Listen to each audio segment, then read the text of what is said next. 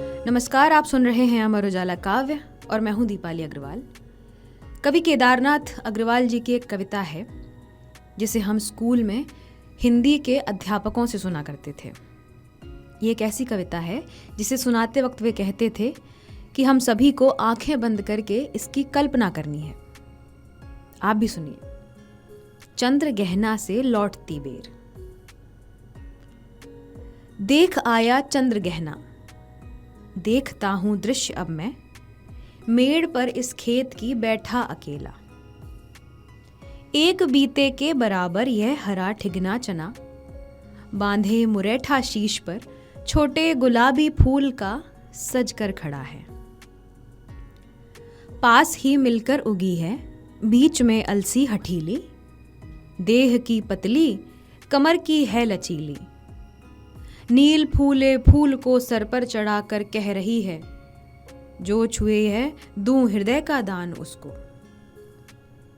और सरसों की न पूछो, हो गई सबसे सयानी, हाथ पीले कर लिए हैं ब्याह मंडप में पधारी।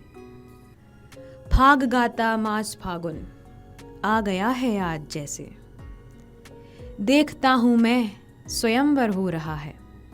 प्रकृति का अनुराग अचल हिल रहा है इस विजन में, दूर व्यापारिक नगर से प्रेम की प्रिय भूमि उपजाऊ अधिक है। और पैरों के तले है एक पोखर, उठ रही इसमें लहरियां। नील तल में जो अभी है घास भूरी, ले रही वह भी लहरियां। एक चांदी का बड़ा सा गोल खंबा आंख को है चकमकाता। हैं कई पत्थर किनारे पी रहे चुपचाप पानी, प्यास जाने कब बुझेगी। चुप खड़ा बगुला डुबाए टांग जल में, देखते ही मीन चंचल ध्यान निद्रा त्यागता है। चट दबाकर चोंच में नीचे गले के डालता है। एक काले माथ वाली चतुर चिड़िया श्वेत पंखों के झपाटे मार फौरन टूट पड़ती है भरे जल के हृदय पर। एक उजली चटुल मछली चोंच पीली में दबाकर दूर उड़ती है गगन में। और यहीं से भूमि ऊंची है जहां से रेल की पटरी गई है।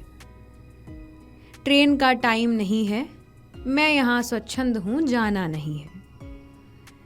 चित्रकूट की अनगढ़ चौड़ी कम ऊंची ऊंची पहाड़ियां हर दिशाओं तक फैली हैं। बांझ भूमि पर इधर उधर रीवा के पेड़ कांटेदार कुरूप खड़े हैं। सुन पड़ता है मीठा मीठा रस टपकता सुग्गे का स्वर टें टें टें टें।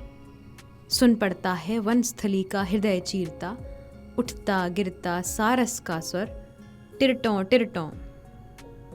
मन होता है उड़ जाऊं मैं, पर फैलाए सारस के संग, जहां जुगल जोड़ी रहती है हरे खेत में।